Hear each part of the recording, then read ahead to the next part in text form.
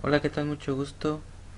Mi nombre es David Vázquez Morales y el día de hoy vamos a hablar acerca de los logros educativos a partir del año 1822, y 1921.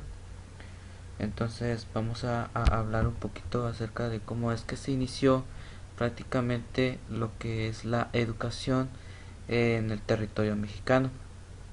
Entonces, eh, vamos a irnos un poquito en el año 1882, que es en donde empezó más que nada mediante mediante un sistema educativo que se basaba en una enseñanza mutua, que pues se le conoce más que nada el sistema educativo lancasteriano, ¿sale?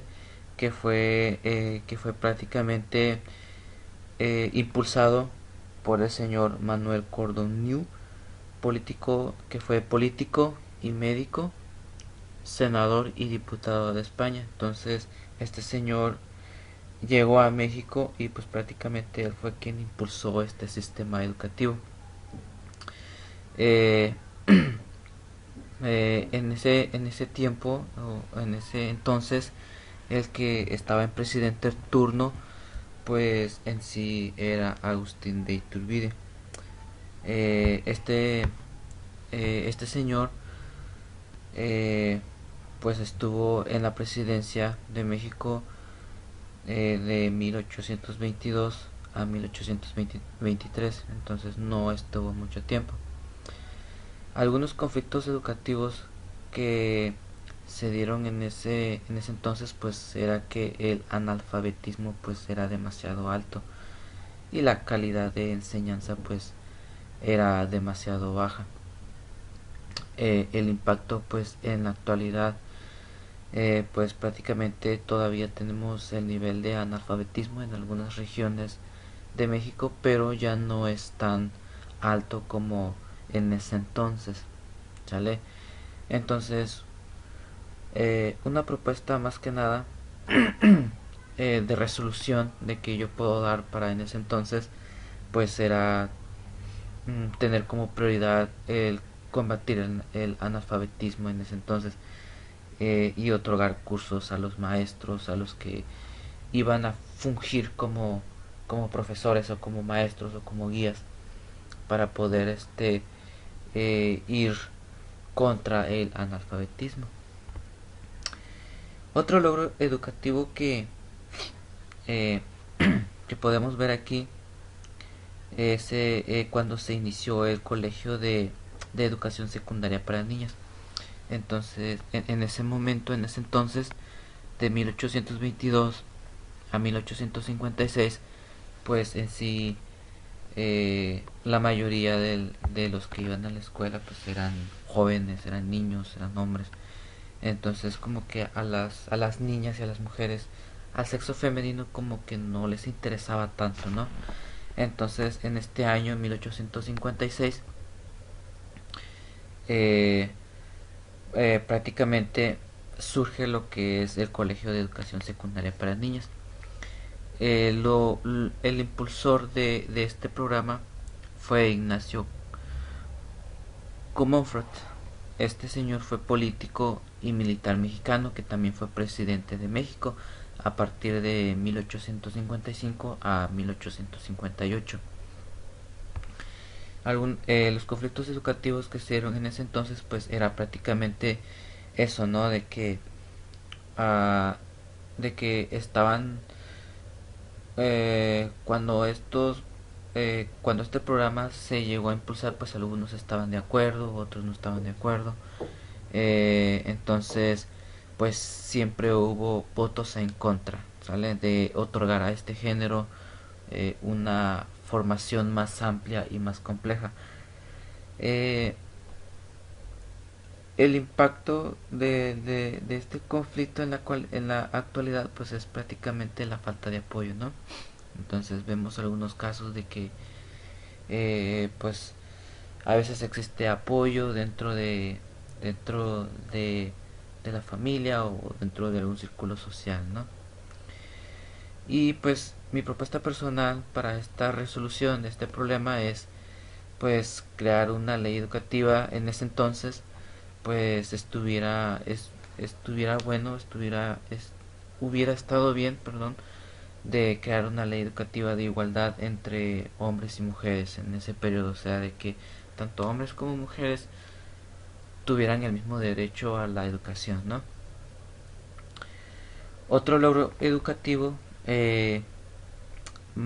está basado más que nada en 1858, en donde pues prácticamente se aperturaron las primeras escuelas normales. Entonces no solo en este año no solo fue este logro, sino que aparte de eso fueron otros logros más.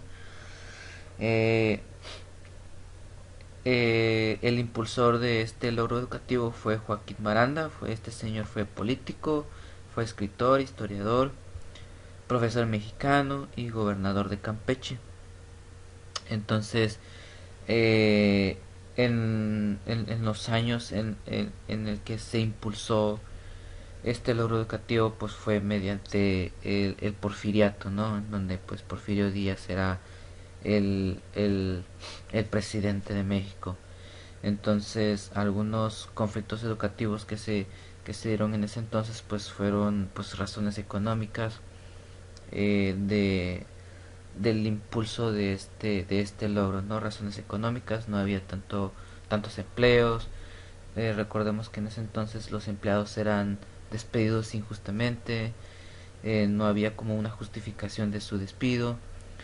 Entonces, por lo tanto, pues había el abandono de escuelas por falta de recursos. También era muy importante. Va enlazado más con lo económico.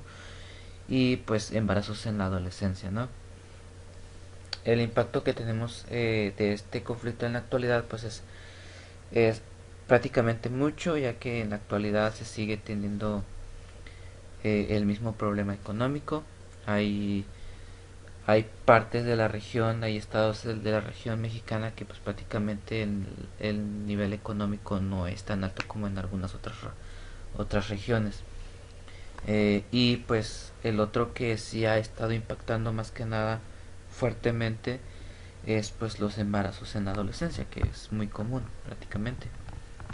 Y mi propuesta personal para ese periodo de resolución pues es más que nada apoyo por parte del gobierno, ¿no? Entonces esos son prácticamente los logros educativos. Y el último pues está basado más a 1921, que es pues prácticamente en donde los años están un poco más despejados. Se termina eh, el tiempo de Porfiriato y empieza otra nueva era.